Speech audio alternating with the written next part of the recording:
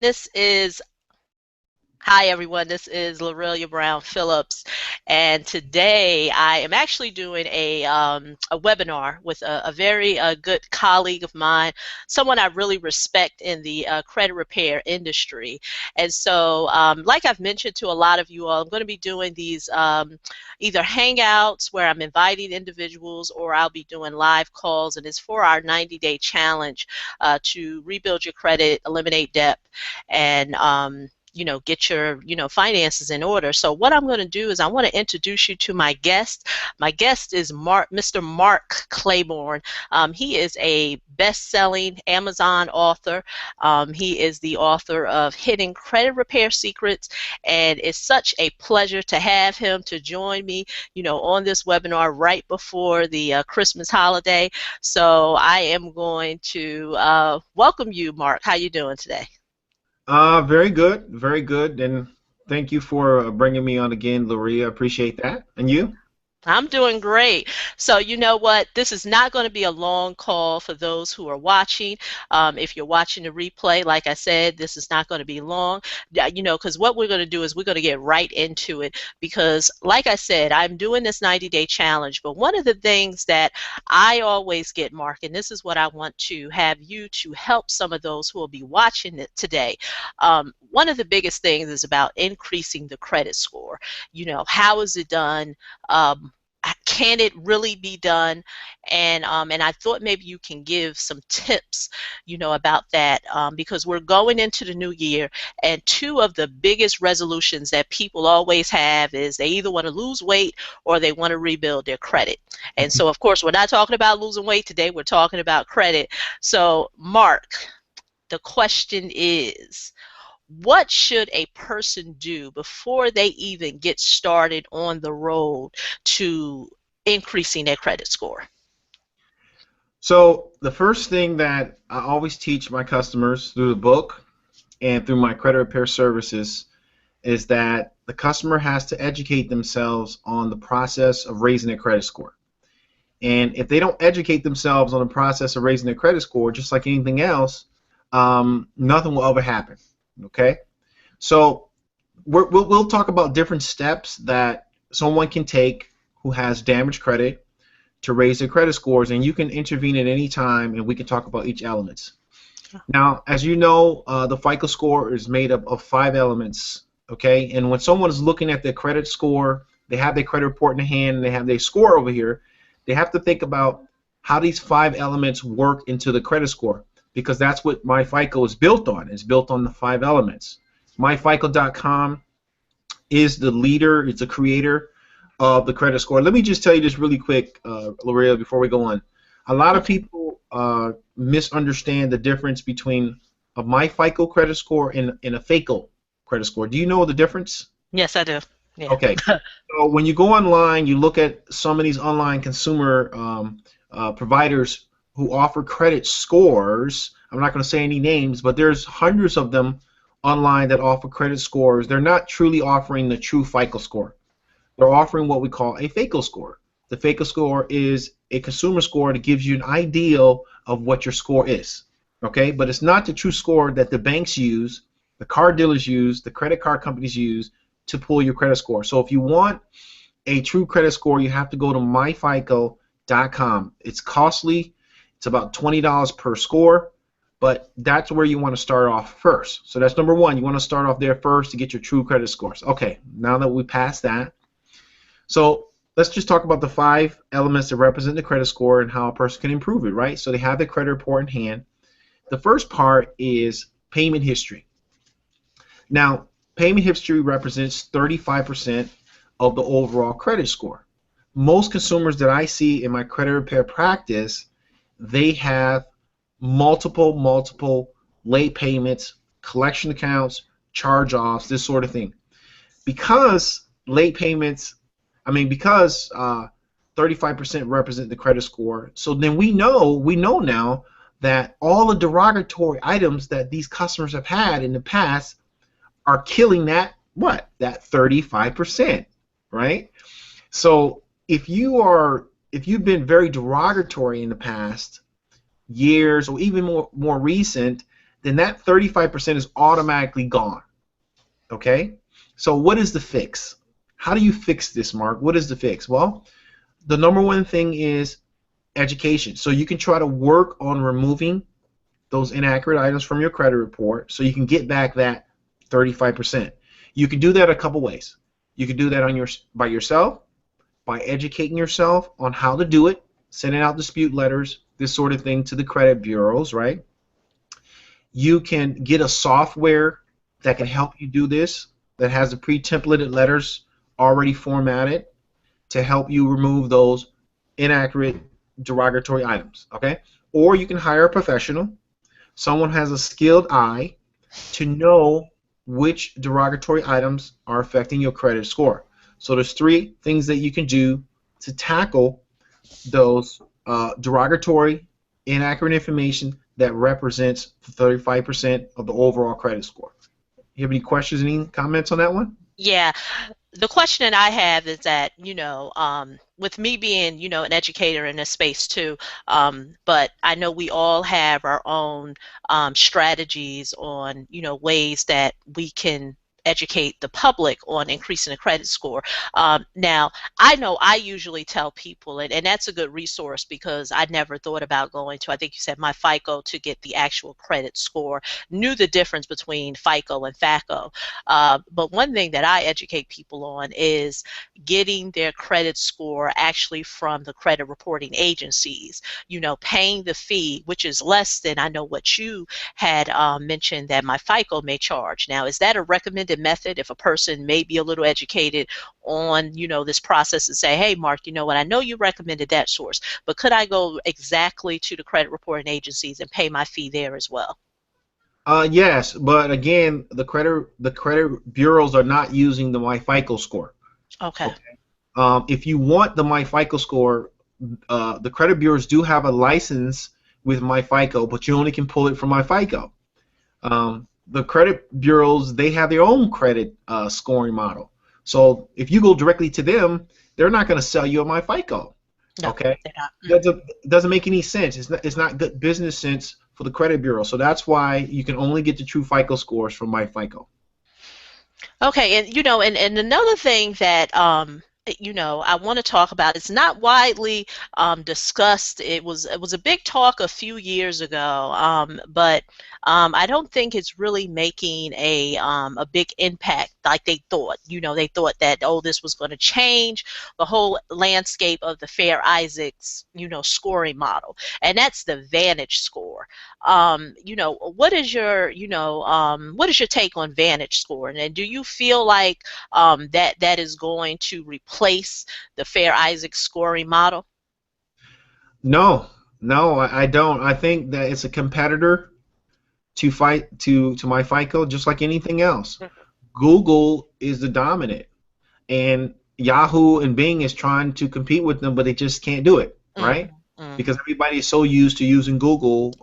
Us as humans, we're used to one thing and we keep using it over and over. So what happened was with the Vantage score, the credit bureaus just got tired of paying FICO, got tired of giving them money to license the score. So they said, hey, look, let's put our own credit score together. We are the credit bureau, so let's put our own score together.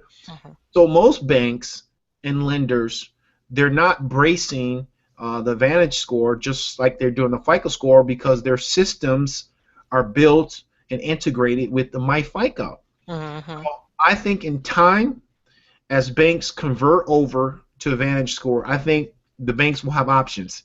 Do we use a Vantage score or do we use MyFICO score? So that's my opinion on that one. Okay. Now, another thing that I recently came across, and I wanted you to maybe share some insight on that, and that's another online source. It's Credit Karma.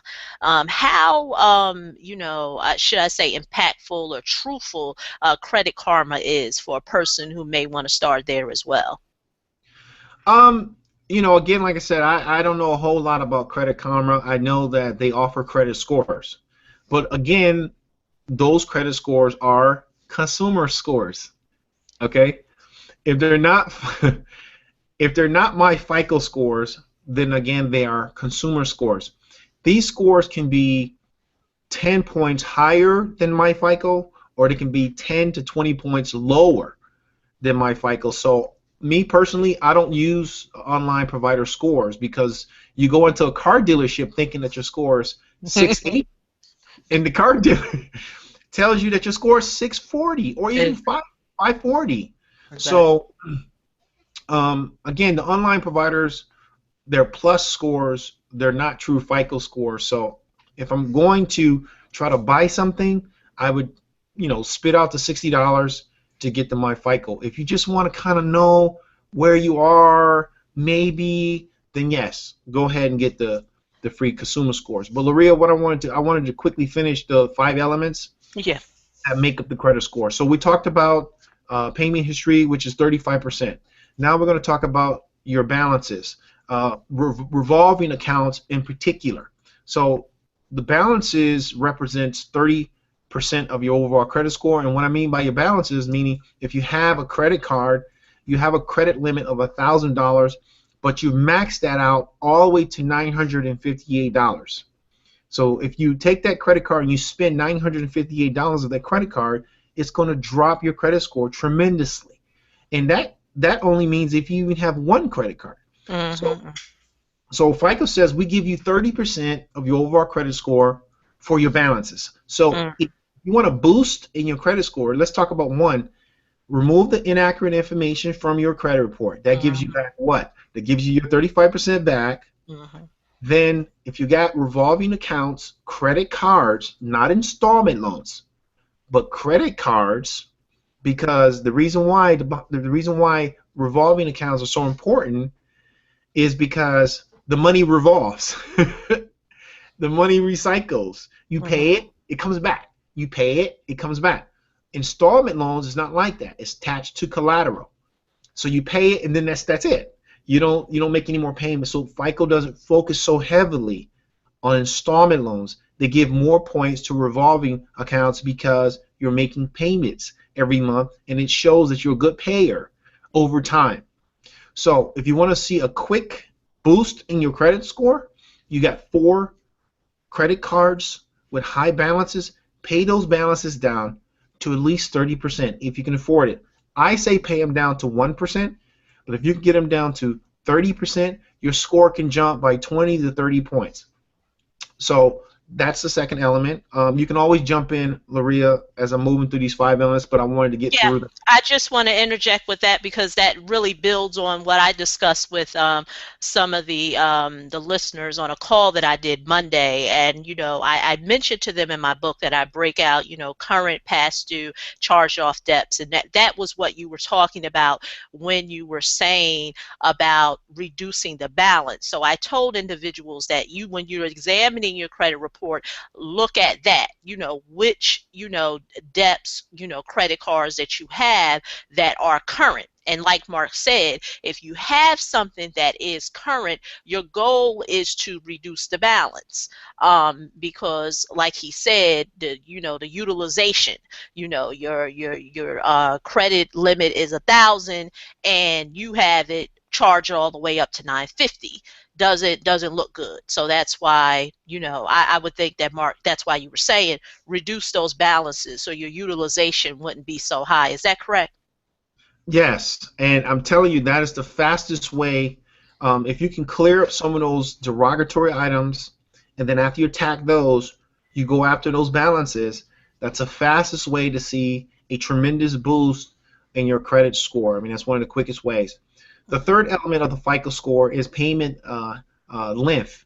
How long you've been making payments on your credit cards. That's 15% of your overall credit score. So the goal is to never close old accounts. FICO wants to see that you are responsible for a long time. And that's why they grant you these points, because they want to see, can you make payments and balance and manage a credit card for years. And so that's 15% of your overall credit score. So if you have too many credit cards, what we say in the industry is that you close the most recent one. The most recent credit card, you close that one. You leave your aged ones, let them go. Just let them age. The other thing is is that if you're not using your cards, Mhm. hey, Mark, I'm not using my cards. I have too many. I want to close some of them. So then Yes. what you do is you rotate a charge on each one of the cards. So what that means is if you have 5 cards, you just rotate them out.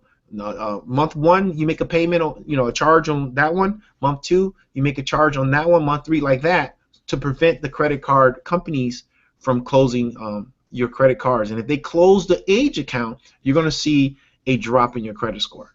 Okay? Mm. And like I Mm. said, you can jump in at any time you want, or would you like me to continue on the last two?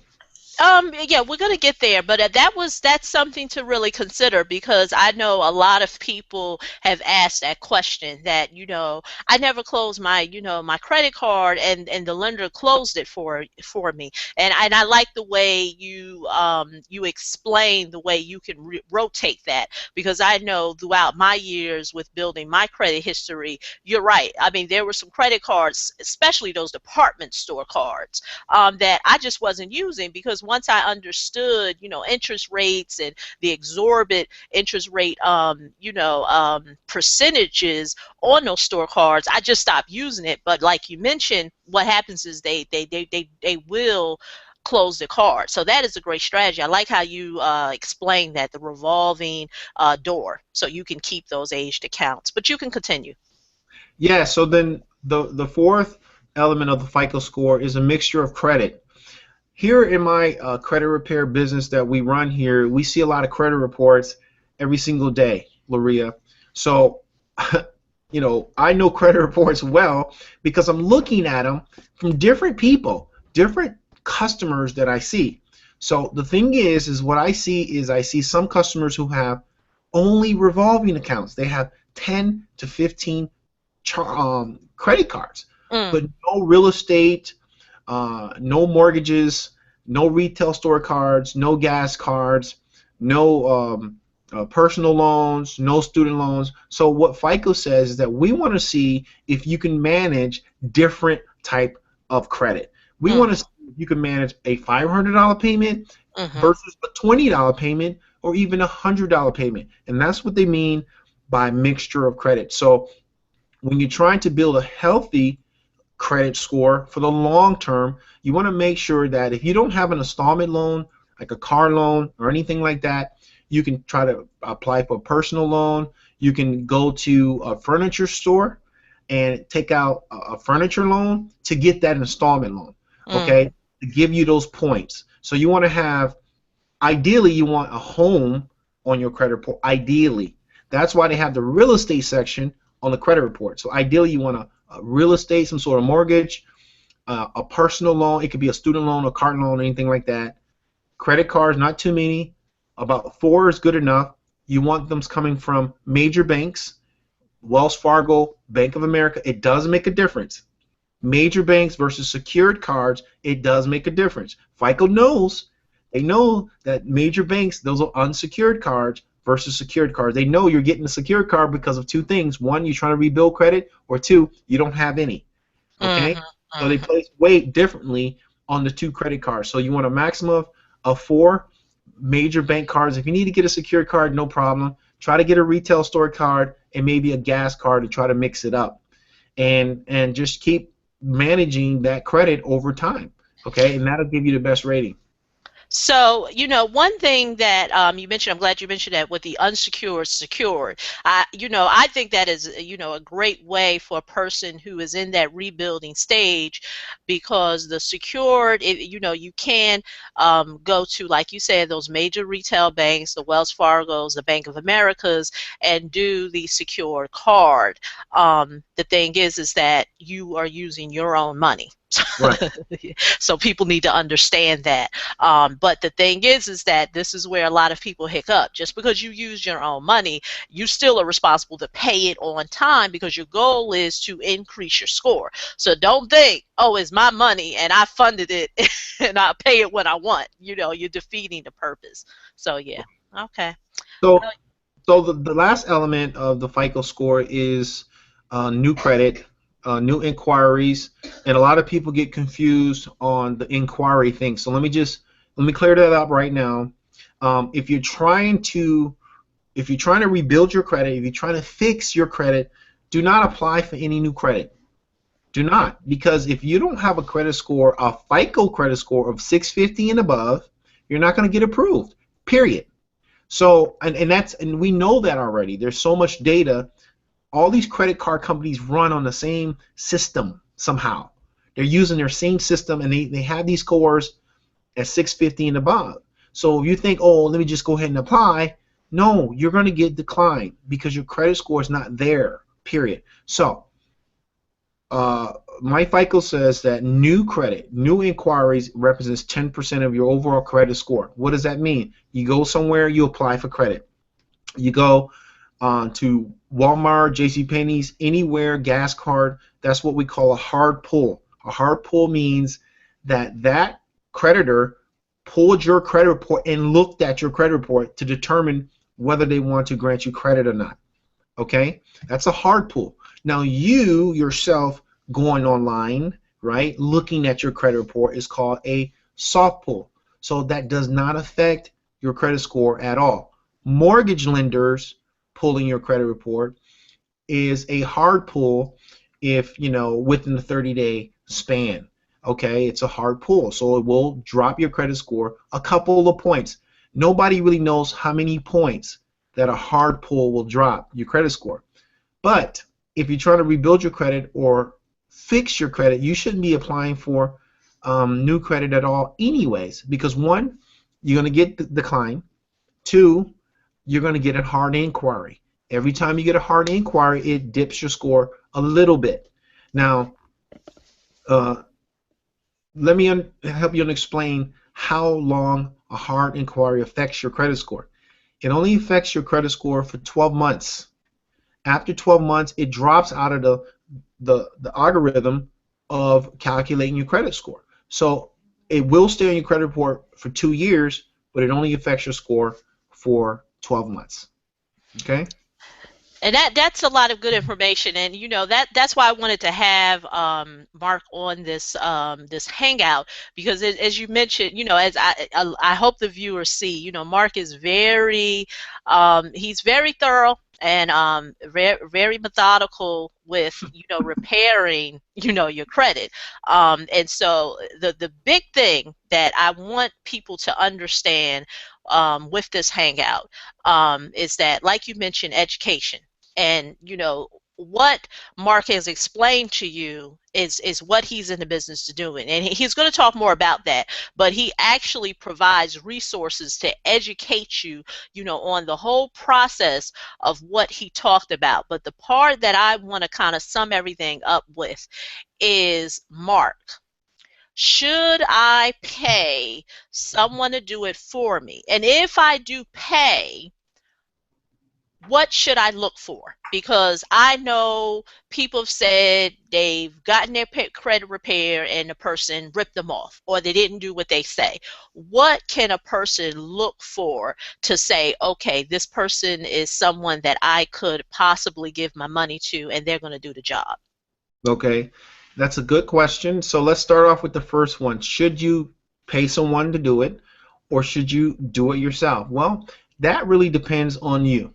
If you are lazy, okay, and if you don't like to research, you don't like to do anything, you just want to sit down and relax, if you're that type of person and you have money, okay, then you would pay someone to do it, all right?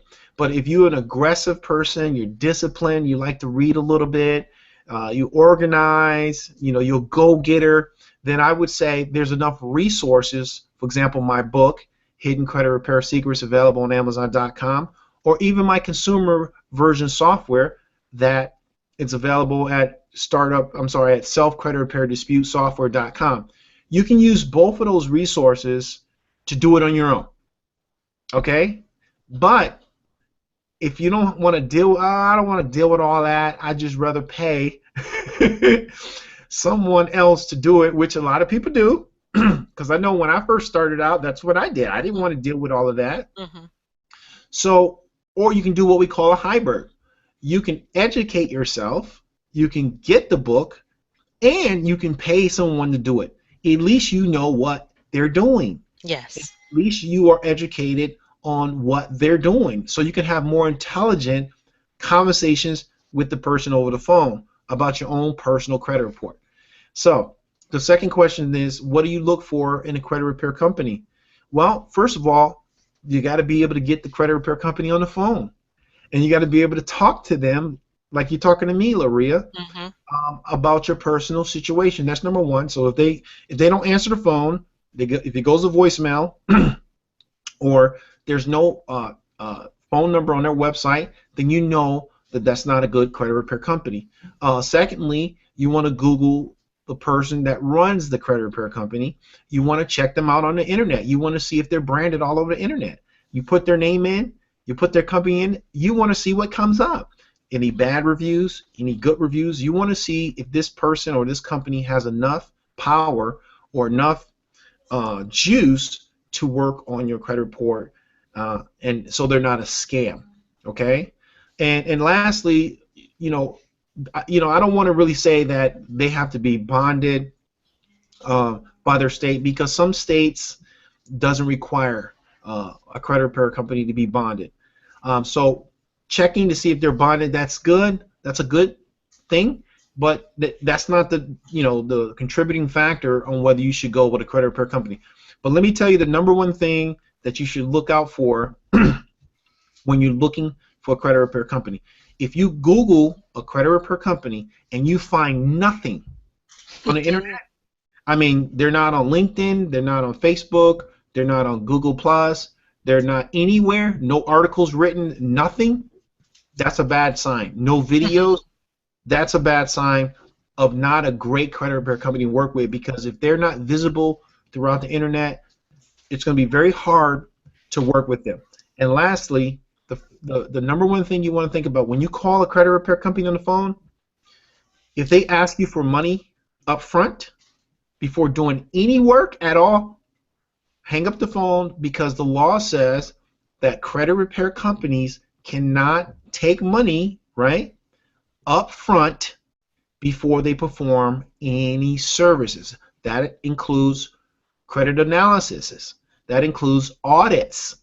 What that means is that they can't say, well, we'll do an audit for you, but before we do the audit, we need to have some money. No, they have to do the opposite. We will do the audit for you, deliver the audit to you, and then we will charge you. So the key point to take away here is that the credit repair company has to have some exposure throughout the internet, good reviews, no bad reviews. And secondly, they can't take money up front. And thirdly, you got to be able to get them on the phone and talk to them on the phone. And if they start rushing you off the phone, then it's not a good credit repair company. Those are some good tips. And one thing that you did highlight, and this is what I always tell people, because I know people have came to me and say, oh, do you do it? And Mark pointed out a very big tip, like he said, that, although bonding or licensing may not be required in every state. Speaking for myself in New Jersey, you got to know who you're dealing with. The reason why I stay away from it is because I know the usury laws in my state. And so in order to do it in the state of New Jersey, I need to be licensed and, and have all the bells and whistles. Right. So it's good for you to know, the laws of your state. Mark is, he's fit the criteria of everything that he's mentioned. Visible on the internet, has resources, has reviews, has testimonials, and and he's in California, and he fits the criteria of what California says that he has to do. But he is available to provide it all throughout the U.S. So, Mark, I think those were some great tips. Please share with everyone how they can get in touch with you, because the new year is coming. I've been telling people, don't be like everybody else and wait till January 1st. Now is the time. Like I said, Mark has a plethora of information that, like he said, you have to know the type of person that you are. Are you the disciplined person who likes to read and research and do it on your own? Or you're the person who says, hey, I do want to make a change, but I'd rather have someone else to do it, and and I can just kind of educate myself along the way. So Mark, I'll let you have the last few words for you to share with anybody who's watching, those resources of how to get in touch with you. Yeah. So Loria, two, January 2015 is the new year, and I want to see customers who are hesitant, who are not sure if they want to work on their credit. I want them to come and give us a call at 1-888-959-1462, or they can visit our website at www.self-credit repair learning center. There on the website, they will see everything that they need to see as far as how we take them step by step through the credit repair process. Our fees are very reasonable. We charge a credit analysis fee of $149 after the work is performed, and our monthly service fee is $129 per month. No monthly contracts. You can cancel at any time, and you will get somebody on the phone. Actually, if you call, you'll get me on the phone, so you'll get a chance to talk to me, and we'll do a good job for you while you are with our family. So just check us out there, and hope to see you. Okay. Okay. Well, there you have it, folks. Mark has laid it down. If you're ready to, do something different with your finances, with your credit, now is the time to start. I will share those same resources that Mark just gave me with his telephone number and all his contact information. I will send it out in an email, or if you're watching this on YouTube, everything will be underneath in the bio section for you to click on those links and, reach out to him and make 2015 your best year for your finances and your credit. So once again, I want to thank you, Mark, and I look forward to talking to you in the upcoming year. All right, Loria, and one more thing before I forgot to say this. If Okay. if you like to do it yourself, then we have two other resources. You can go to Amazon.com. You can pick up the book Hidden Credit Repair Secrets, the #1 credit repair book in the country, and on Amazon for 4 years in a row with 140 positive reviews. You can pick that up. It's a great read. Or you can go to selfcreditrepairdispute.software.com. And if you'd like to do it yourself, there's a software there you can install on your PC. You can do it on your own. And lastly, you can always come back to us if you want us to do everything for you. Okay? I think that's it, Loria. Well, thank you so much, Mark. And like I said, thank you for talking to us right before the Christmas holiday. And hey, everybody, like I said, I'm going to share all that information.